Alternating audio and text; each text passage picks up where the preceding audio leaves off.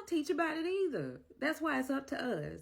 So I'm going to tell y'all about Henry Boyd. And I need y'all to push this video like y'all did the last video, even though they still trying to suppress the last video. It's up to us to get their stories out, okay? So this is Henry Boyd. And Henry Boyd was born into slavery in 1802 until he was 18 years old, and he was apprenticed out to a cabinet maker in Kentucky. Boyd was so talented at making cabinets, he was able to use his skills to gain his freedom. At the age of 24, he moved to Cincinnati, Ohio, which was a free state, but it bordered Kentucky, and they were not as welcoming to African Americans. So it was really hard for him to find a job. And anytime a white employee would hire him, they would end up backing down because their white employees would threaten to quit. So eventually, he found a job working at a store as a janitor. And one day, while he was working, a white man came in drunk as hell, falling all over the place. So Boyd wanted to protect his employer, and so he built something.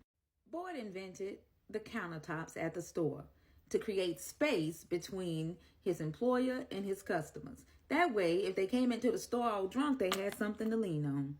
This is a replica of one of Henry Boyd's countertop designs. And this is what they look like today. So the next time you walk into a gas station or a grocery store and you lean on that countertop, I want you to think about Henry Boyd.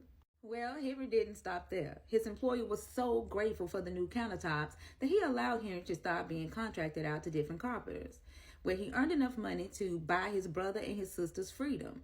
He also earned enough money to build his own workshop, which he grew to 4 different locations. And at one of those workshops, he invented something else. Now, at these workshops, Boyd assembled bed frames, but he decided to design his own bed frames, and then he invented bed rails. Now, his bed rails made the beds more sturdy, and his bed frames made the mattresses fit more snug. It was said that he had the most beautiful designs all around. Now, his white counterparts, who were competitors in the bed frame industry, loved his design so much they started copying them because they knew that Boyd could not get a patent, because at that time, African Americans were not citizens and could not get their own patent. So Boyd went into business with his white employer, who ended up getting the patent for him. His employer even advertised that the bed rails were made by Boyd. Well, that made his white competitors mad because they kept burning down his workshops, and eventually he became too high risk for insurance companies, and Boyd had to retire. After he retired, he became very active as a conductor on the Underground Railroad, and he built a room that could house 5 slaves. He became so popular that people thought his house was the first stop on the Underground Railroad instead of Levi Coffin.